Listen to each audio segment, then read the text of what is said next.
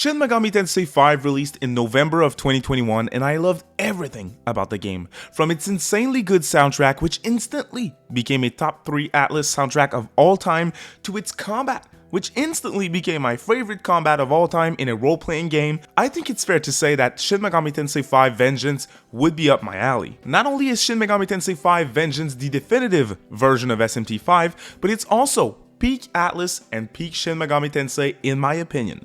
In today's video, I am going in depth with my spoilers-free first impressions of Shin Megami Tensei 5 Vengeance after a couple of hours of gameplay on Nintendo Switch. Shin Megami Tensei 5 Vengeance is set to release on Nintendo Switch, Xbox Series S and X, PS4, PS5, and PC on June 14th, 2024. A massive thank you to ATLUS West for providing me with a review copy and for sponsoring today's video. The first thing that hit me when covering Shin Megami Tensei 5 Vengeance prior to launch was the fact that this would clearly be the definitive version of SMT5.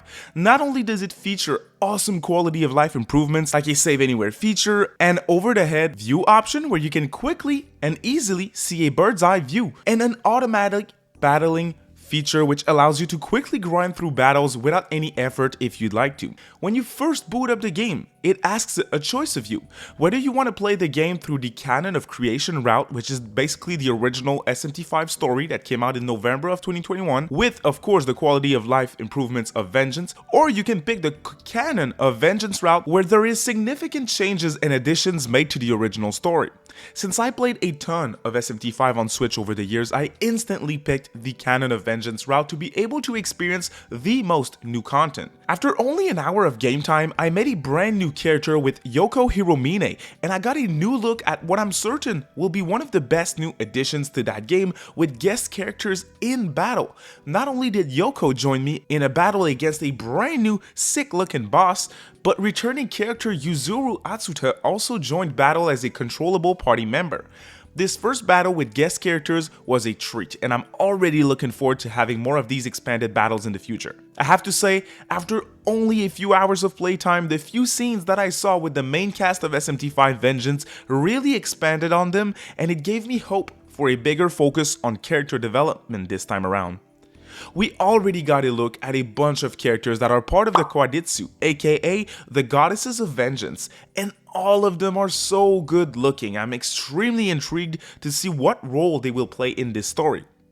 Oh, and before I move on from the story and characters, I have to mention that they gave us a new Hiho brother, which looks like the Nahobino, and a brand new Nahobino form which looks sexy as hell. I'm in love, honestly, it looks awesome. What more can you ask for, really? I mean, exploring this post-apocalyptic Tokyo is just as great as ever, better than it's ever been.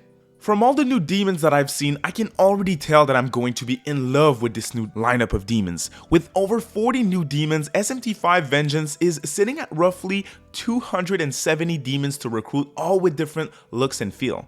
Demon Fusion is still here of course as a staple of SMT, and it's as great as ever. Vengeance also adds Magatsuhi rails to give us fun new ways to explore the world, where you can just rail on, a Magatsuhi rail and find a new treasure or something, a special demon, who knows what secrets are hidden in the apocalyptic Tokyo. Another new addition is Shakan, a brand new dungeon in the canon of Vengeance route, which should certainly please older fans of the dungeon crawling series because it's said to be a place made to confuse players during exploration.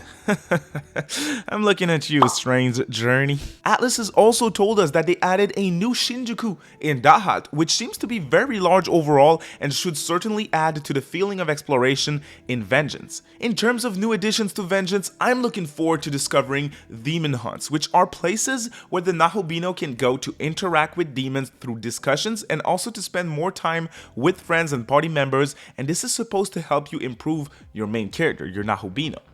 This sounds to me like it's going to be another big help for character development, which clearly was needed in my opinion after playing the original Shin Megami Tensei 5. The turn-based combat system in SMT5 Vengeance is the good old press turn combat system where you need to exploit enemy weaknesses to increase your number of turns in battle. If an enemy deflects or blocks one of your attacks, you'll lose a turn. I said it before and I'll say it again, the combat in Shin Megami Tensei 5 is my favorite combat of all time, and I played a ton of RPGs before, so it says a lot about its quality. That mixed with the demon negotiation system, which allows you to recruit any demon that you encounter on field, as well as the fantastic demon fusion system which allows you to fuse demons together to create an even more powerful demon, makes SMT5 a fantastic RPG experience in a gameplay sense from start to finish. The gameplay loop of having to recruit specific demons to fuse another specific demon to beat a certain boss is insanely addictive for both longtime fans, but also something that will certainly hook newcomers, if you ask me. Now I know what some of y'all are going to ask: if you've never played an SMT game before, is Shin Megami Tensei 5 Vengeance a good place to start?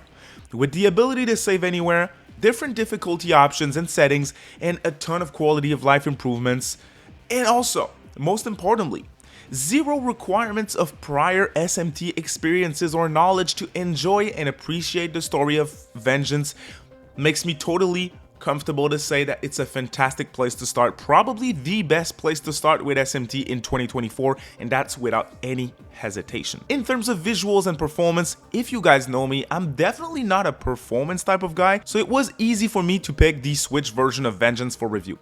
That being said, it's also clear to me that the 4K 60 frames per second that is offered on other platforms is extremely sexy and should please fans that don't mind a lack of portability and prefer performance. That being said, from what I've played of Vengeance, the performance and visuals on Nintendo Switch seems to be untouched from the original game, which in my opinion is a fine running experience with, of course, a few hiccups here and there in terms of like pop-ins. If you see like demons further away in Dahat, for example, you might notice pop-ins here and there, little frame drops here and there. There isn't a lot of loading times, but when they're here, they tend to be on the longer side of things on Switch, but overall, a great experience, and the portability to me makes it all worth it. But I'm certainly looking forward to playing it on my PlayStation 5 as well once I receive my Steelbook edition in a few weeks. Another great addition to Vengeance is a simple one. It's the fact that the DLCs from the original game are included here. The return of the True Demon DLC was a pure treat for fans of SMT3 Nocturne because it allows the Nahobino to meet, battle, and recruit the fiends from the game Nocturne, and of course fight the infamous Demi-Fiend as a super boss, which is just a treat for longtime fans. Is Shin Megami Tensei 5 a good game? Hell yeah. Is it worth playing if you thought the original was alright? Yes, totally, because it seems to fix most of the issues that people had with the original.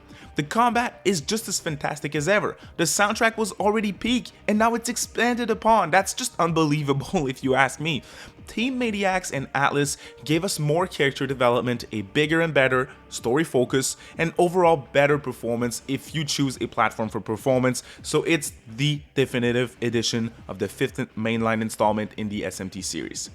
Shin Megami Tensei 5 Vengeance is SMT5 with tons of improvements, tons of added content that is super solid, and after only a few hours of game time, it already convinced me that it's going to be one of my favorite RPG experiences of all time, and I highly recommend giving it a shot if it seems interesting to you. Once again, thank you so much for watching today's video, and thank you so much to ATLUS West for sponsoring this video for SMT5 Vengeance. This is a dream come true for me. You have a great day, y'all. Bye.